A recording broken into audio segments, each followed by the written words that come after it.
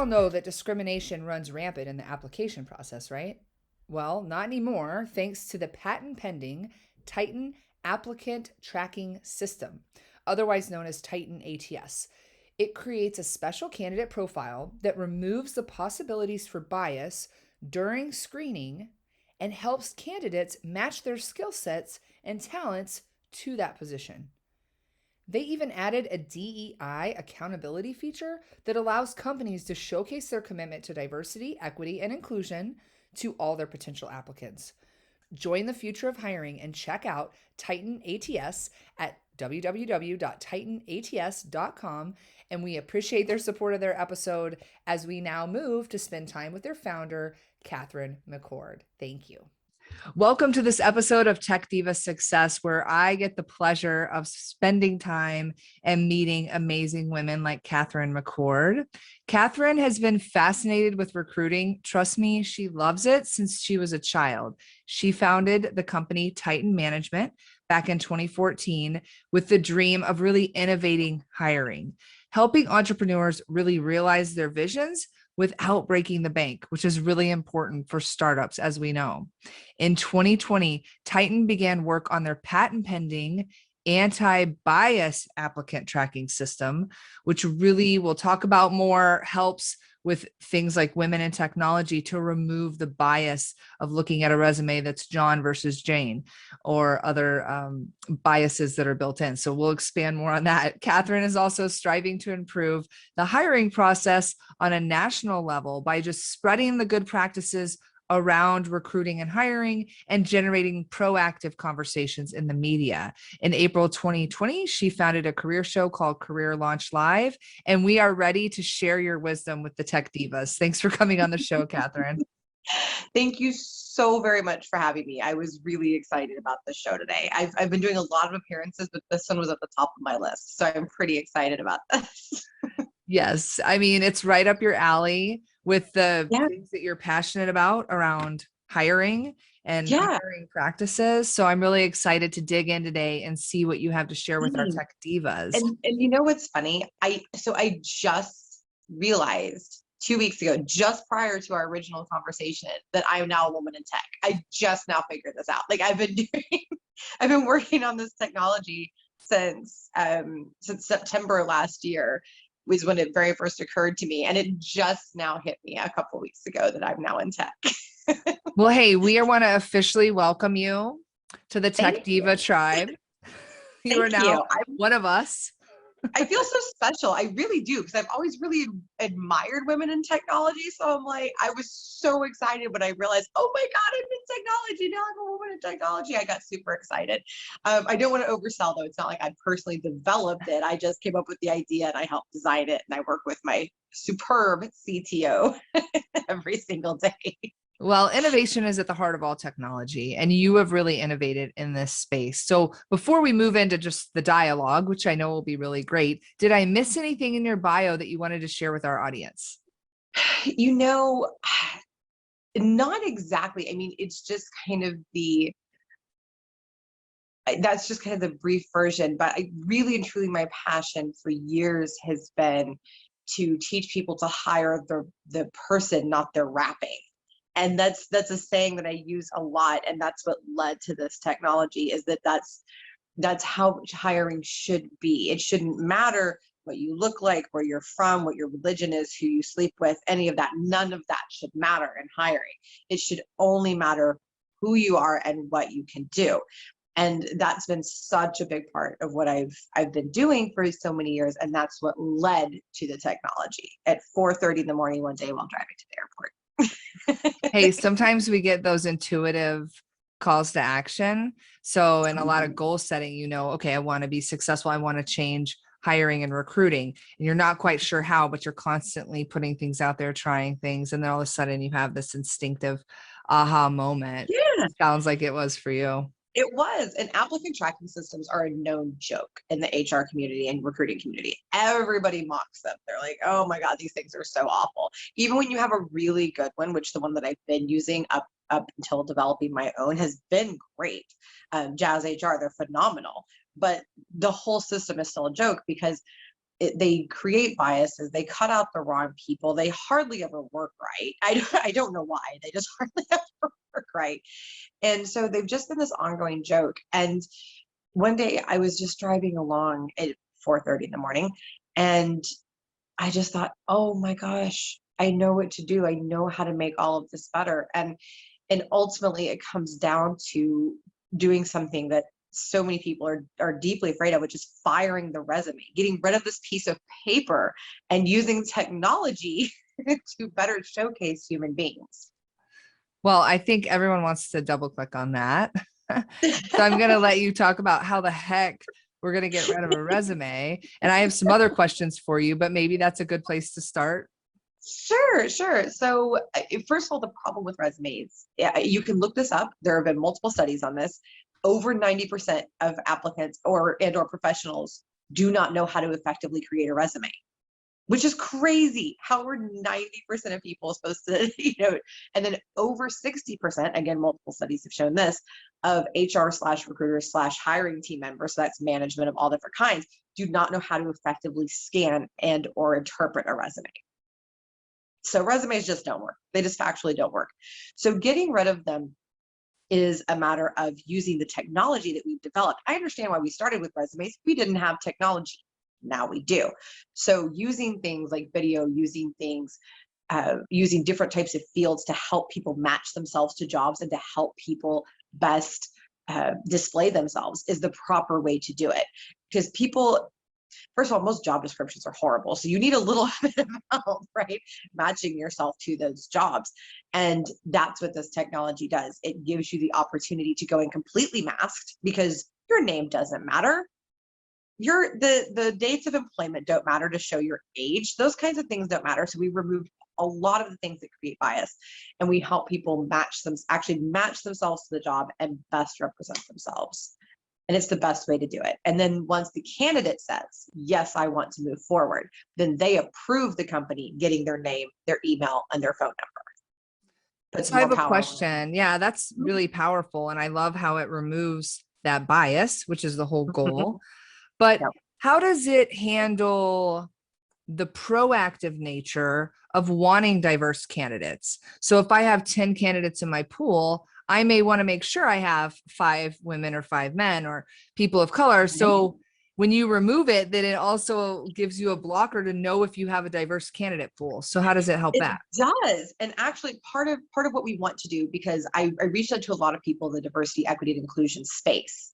So Deanna Stinson-Reese and I had conversation, Tara Furiani, a few other, Future Kane, and a few others in that space. And one thing that was made very, very clear to me is that token hiring is a great big no. We don't want that. We don't want people hiring a woman just to have a woman. We don't want people hiring a Black person just to have a Black person, et cetera, et cetera. So that's a very, very big issue in with the minority communities. From everything I found, I mean, even in LGBTQ, every single group I spoke to said, no, we do not want token hiring. But what's going to happen is when you remove all the biases, and we are putting tools in place for this as well, you learn better how to represent your employer brand and how to best represent your positions. You're going to, and use better language and things like that, more inclusive language, you're going to automatically get that bigger pool, right? And now if you're in somewhere like Montana, you're just going to have, and you want somebody local, you're just going to have more Caucasian applicants than you would somewhere else, right? And there are some areas where you would have primarily minority candidates. There are some areas where you're going to have a lot more LGBTQ candidates. So there will be times that you get more of one than the other, but what this will do is keep you from honing in on one group and clinging to one group. Great. And what was your takeaway when you talked to these diversity leaders on your approach? What did you learn? What are some best practices that you could share that can help the general community, besides leveraging and following you for your software, that can maybe help them be more successful? Right. Because ultimately that's what it's about. It's about making everything better. I don't think everyone should use my software necessarily. It may not be the right fit for every single company. One of the first things is the importance of just listening. And that's something that a lot of people forget. Listen, be quiet, shut your mouth and listen with your ears and really learn and take away information. So if you're wanting to improve your diversity, equity, and inclusion, and you're wanting to diversify your workspace, get out in the community and start talking to people and learn. That's what I did. Who am I as a white person to sit around and create a diverse technology without reaching out and understanding what people are actually going through? So get out in the community and learn. The other thing is you need to get your employer branding on spot. That's everything from your social media to your website. And I don't mean throw a few Black people up on your, and everybody seems to be going Black right now. It's really funny. Everybody keeps like just randomly throwing Black people in their imaging on their websites and thinking, oh, well, now we look diverse. No, you need to start doing some research, reach out to some true DEI, that's diversity, equity, inclusion specialists, and learn what you actually need to be doing in terms of verbiage, outreach. Make sure that your Facebook reflects your culture and everything that's important to you in terms of your integrity. And then reach out to the community and figure out where the different groups are and make sure that you're advertising your jobs in those areas. Those are some wonderful practical tips for companies to get to know the people. And I think community advocacy is wonderful, whether you're a candidate or a company, because you're getting out there and networking with people outside of your company around technology. I know locally, shout out to Grand Rapids, Michigan, but I love the community here, right? I go to all the community events, whether it's BitCamp or Beer City Code, whatever it is in the local area. And it's really beneficial to understand perspectives, diverse perspectives. And there's usually some type of diversity component to that, that we integrate. But what about tips for our tech divas out there that are job searching? Is there anything that they can own and do, whether it be a change on their LinkedIn or a question they can ask in the process that would help them level the playing field? Oh, yeah. Oh, that's a good question. And I love that. And especially for women and female minorities. I know that group has historically very much struggled. And I have a background in IT recruiting, and I've seen what a lot of minority women have gone through entering into the tech field. And the first thing I would say is make sure that you're applying to companies that get you excited. Here's why. This is something that a lot of candidates miss. When you're excited, that rubs off on them. When everything that you do shows great excitement for the company, that rubs off. And don't just apply, go find someone that works there and reach out to them. You can get emails to HR people. All you have to do, a little secret here, is call into the main line and go, hey, I have, an interview coming up, or I'm hoping to have an interview coming up with HR. Do you have an email where I can reach them? A direct email? You'd be surprised. Most receptionist people will give you HR's email. Reach out to them, send them an e-card, send them something friendly. Don't just send them, hey, I want to work for you, blah, blah, blah. Say something nice, say something exciting, tell them why that job matters to you. Get them excited. Reach out on LinkedIn. Also post on LinkedIn. This is one that a lot of people miss. A lot of HR and recruiters right now are going through your LinkedIn content and they want to see what it is that you're about. So post something interesting, post something about the projects that you're working on, post something about the subjects that excite you. Don't get political, and make sure you're not nasty on other people's content, because something that a lot of people miss is that LinkedIn shows everyone where you've commented and what you've said. So be real careful with that out there, ladies. Now, I'm not saying don't stand up for your morals. That's not what I'm saying, but just be sure that you don't get ugly with people. That looks very, very negative to an employer. Another thing that you can do to stand out is send videos. People miss that. They miss that little opportunity. Another great opportunity to use technology. Create little videos using things like BombBomb, and send a thank you to somebody and say, hey, I can't wait to interview with you, or hey, thank you so much for this opportunity. I can't wait to talk to you next time. Here's another idea that I had. And always do your research before you go in so that you look smart knowing about the company. Wow, those are some great usable tips from Katherine, Tech Divas. We're leveling up our game. I agree on the video follow-up, or even an audio, right? Something that stands out. And Be a lot of careful with companies, audio, only because of the people that have trouble hearing. Be careful with just audio. Yeah. Yes, that's a great point. That's a very good point. Very great point. And I want to comment a little bit on the LinkedIn piece. I love social media. I love posting to LinkedIn. This video will Yeah, end up on a LinkedIn feed and right. tagging you eventually. And I just want to encourage the tech divas out there to ask your company if they're investing in a social media plugin that helps give you content that you can post on behalf of the company. A lot of times it's hard for us to create our own content, but at a lot of big companies, you can simply request the access and they'll give you a chance to browse what the company offers. And then you can pick things that are related to your interest areas. Maybe it's diversity and inclusion, and you can share that content out, or a subset of the technology that you're working on for that company. So just another 100%. pro tip.